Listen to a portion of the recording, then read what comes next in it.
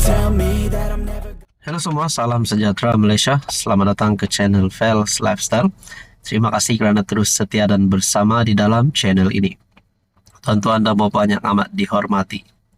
Baru-baru ini kita pernah dikejutkan berkaitan dengan satu kabar angin ataupun satu isu kerjasama di antara UMNO dan juga Perikatan Nasional ataupun PAS. Dan banyak perkara ini ataupun isu ini mengundang banyak komen. Ada yang memberikan komen positif, ada yang memberikan komen negatif.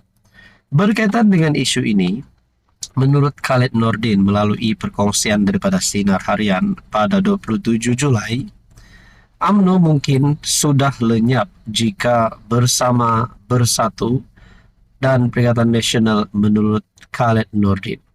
Sudah pasti perkara ini juga disokong oleh penyokong-penyokong UMNO. Mungkin tidak semua, tapi ada yang menyokong perkara ini. Bermakna ini satu lagi penolakan kepada PN dan bersatu. Bahkan kita dapat lihat apa yang terjadi kepada bersatu selepas wakil rakyatnya sendiri berpaling tada. Adakah kita boleh cakap ini satu kekalahan baru untuk Muhyiddin Yassin?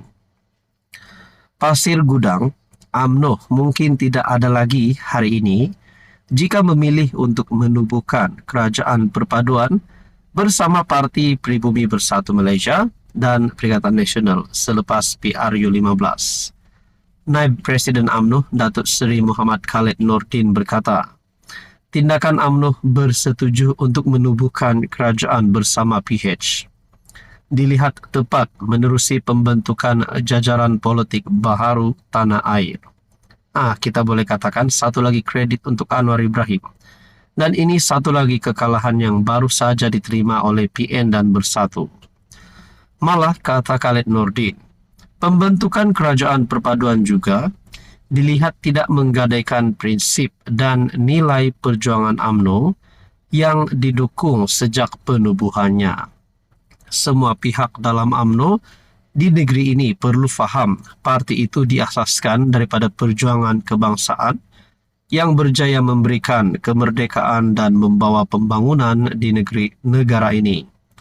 UMNO adalah parti yang berasaskan perjuangan nasionalisme dan bukan perjuangan untuk negeri, dan tidak sekali-kali meminggirkan atau meninggalkan perjuangannya walaupun berada dalam kerajaan perpaduan.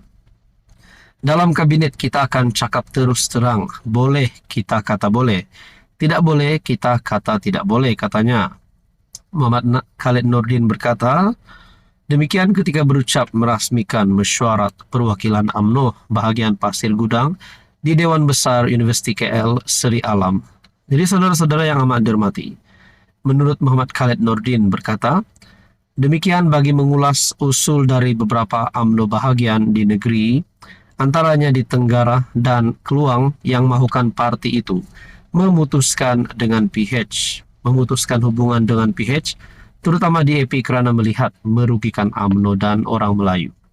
Rupanya terdapat usul daripada beberapa UMNO bahagian yang mahukan parti UMNO memutuskan hubungan dengan PH, terutama di AP kerana dilihat merugikan UMNO dan orang Melayu. Berkaitan dengan ini, adakah beberapa pemimpin dari akar umbi ataupun ketua-ketua bahagian ataupun mungkin wakil rakyat daripada UMNO yang mempunyai fikiran yang sama dengan usul sebentar tadi untuk tidak bekerja sama memutuskan hubungan dengan PH kerana terdapat sentimen ataupun pembawaan di AP di dalam kerajaan perpaduan?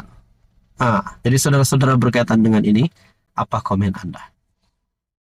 Salam sejahtera Malaysia, tuan-tuan dan puan yang amat dihormati. Selamat datang ke channel Fels Lifestyle.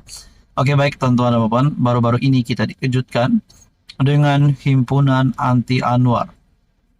Himpunan untuk memprotes kerajaan, himpunan untuk menjatuhkan kerajaan. Kononnya Anwar Ibrahim ini tak reti jadi Perdana Menteri dan perlu dijatuhkan. Saudara-saudara, saya pun hairan juga. Berkaitan dengan ini, saya hairan kenapa ramai yang nak tumbangkan PMX, sedangkan Datuk Seri Anwar Ibrahim bermati-matian mahu menyelamatkan Malaysia dari keruntuhan dan kejatuhan ekonomi. Sudah pasti yang mahu jatuhkan Anwar adalah daripada pembangkang. Namun saudara-saudara, berkaitan dengan himpunan anti Anwar, baru-baru ini saja pun peguam yang menganggap Anwar scammer disiasat oleh polis. Dan begitu juga saudara-saudara, kita juga dengar baru-baru ini berkaitan dengan himpunan anti Anwar 2.0 yang diadakan di Tambun. Rasanya belum kedengaran pun ada himpunan itu dilakukan, dan belum ada kabar pun adakah himpunan itu dibatalkan.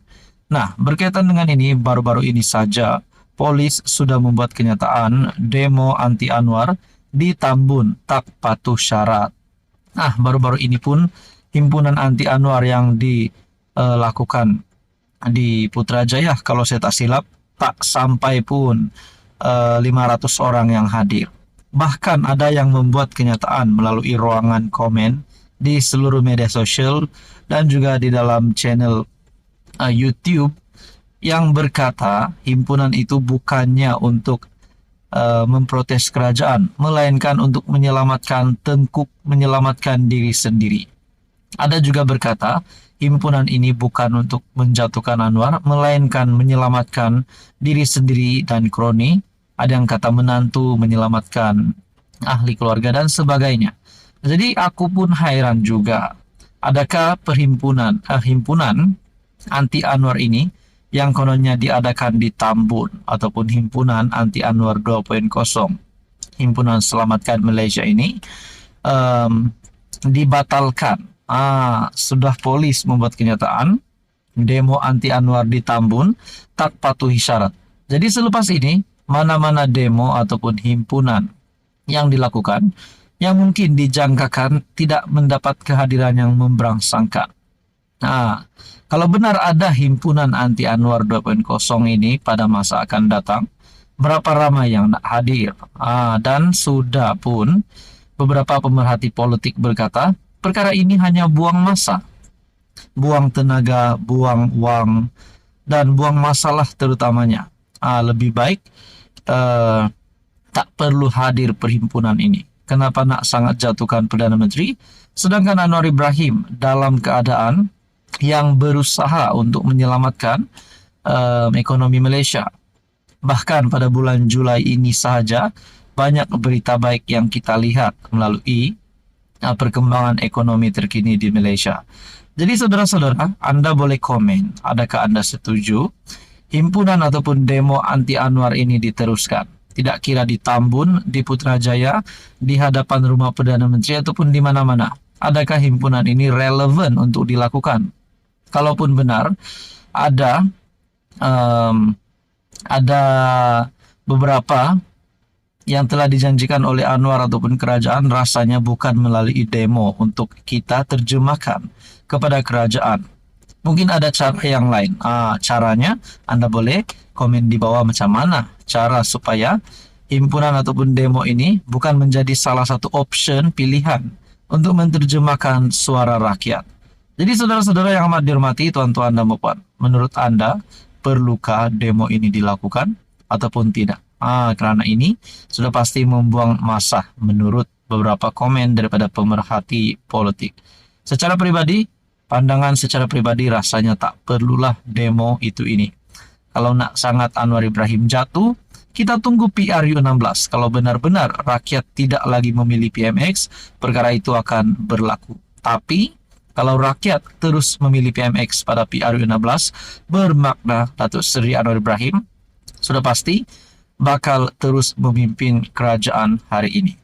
Jadi tuan-tuan dan puan, apa komen Anda?